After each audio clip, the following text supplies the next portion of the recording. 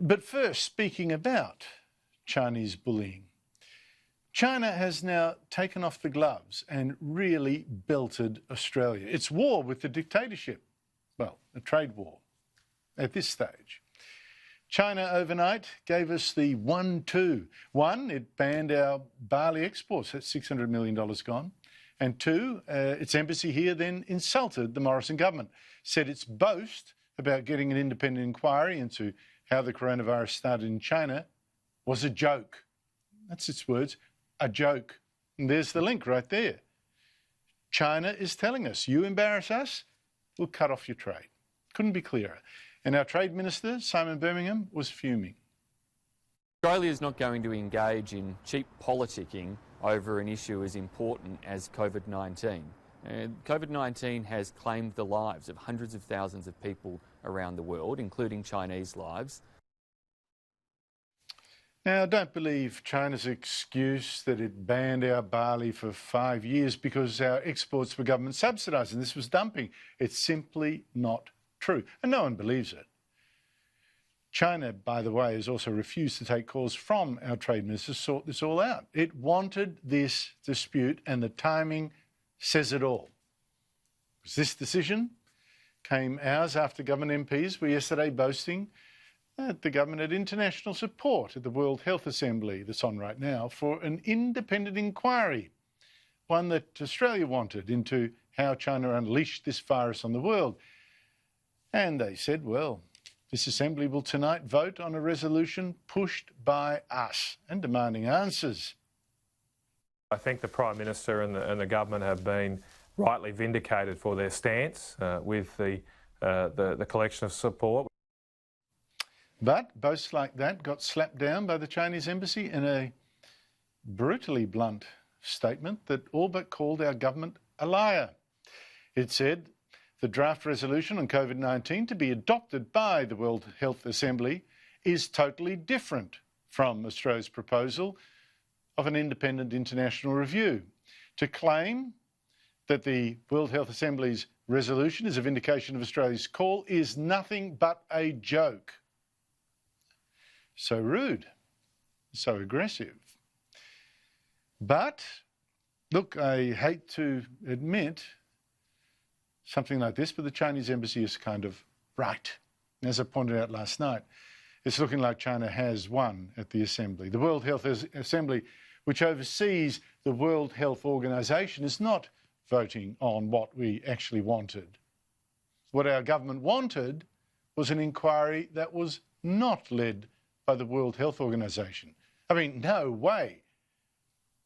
The WHO's leader is a Marxist. He's backed everything China has done in this crisis.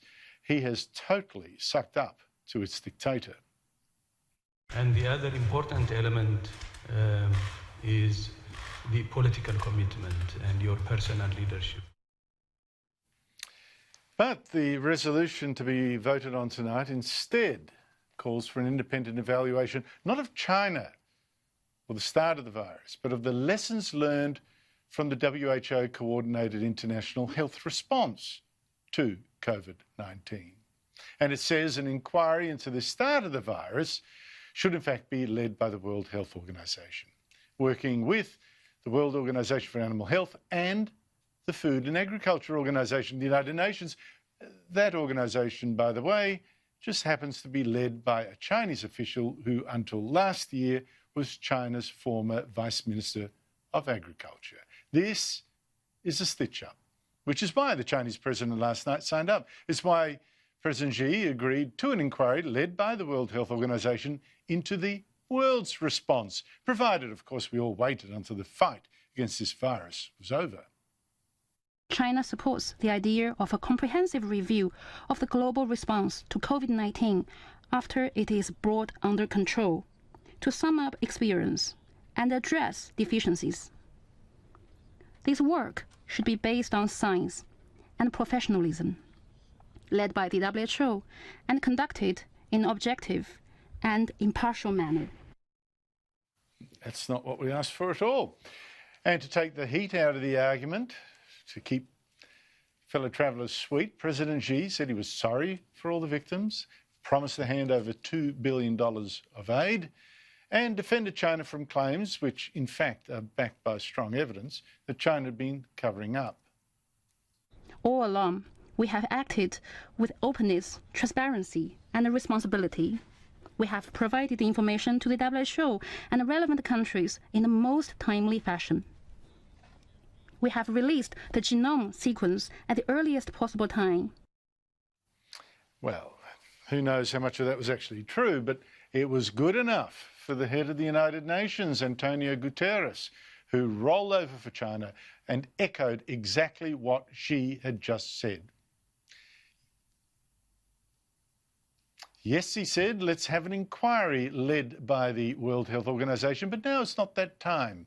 Now is the time for the international community to work in solidarity. I don't know, I suspect that we've been outplayed and now we're being punished. Made an example of. We were brave, we did call out China, correctly in my view, and now we're being slapped. The question is, if the rest of the world now goes along with this in the vote tonight, well, we'll know then just how powerful and unchallenged the Chinese communist regime really is.